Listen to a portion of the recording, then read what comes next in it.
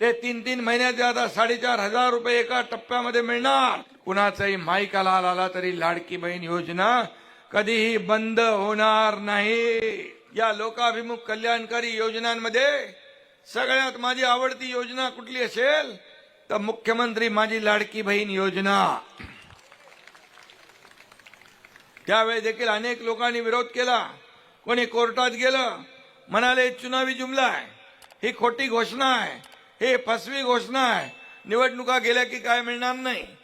परंतु शब्द देणारा हा एकनाथ शिंदे तुमचा भाऊ मुख्यमंत्री होता आणि म्हणून किती अडथळे आले तरी आम्ही पार करून आम्ही टीम म्हणून निर्णय घेतले।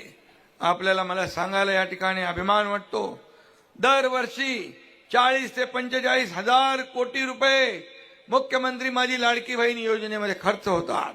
आता काही लोक म्हणायला लागले या लाडकी बहीण योजनेमुळे बजेट कोलमडले। अरे बजेट कोलमडले, पण जर तुम्ही सर्वे केला या माझ्या लाडक्या बहिणीने छोटा मोठा व्यवसाय केलाय, हेच पैसे अर्थव्यवस्थेत आलेत, हेच पैसे अर्थव्यवस्थेला चालना देत आहेत। स्वतःच्या सहीने पैसे काढण्याचा अधिकार आमच्या लाडक्या बहिणींना आम्ही दिला, याचा अभिमान आम्हाला आहे।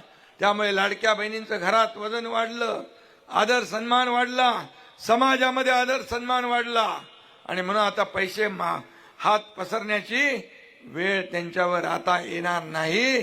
स्वतःच्या पैसे स्वतःच्या हाताने स्वतःच्या सहीने काढण्याचा निर्णय आम्ही दिला। अरे हप्ते देणारे आम्ही आहोत, हप्ते बँकेत भरणारे आम्ही आहोत, हप्ते घेणारे लोक नाही, आम्ही देणारे आहोत। आणि म्हणून आमच्या लाडक्या बहिणींचे जे काही थांबलेलं असेल ते 3-3 महिन्याचे आता 4,500 रुपये एका टप्प्यामध्ये मिळणार। कुठल्याही परिस्थितीमध्ये कुणाचाही माईकाला आला तरी लाडकी बहीण योजना कधीही बंद होणार नाही।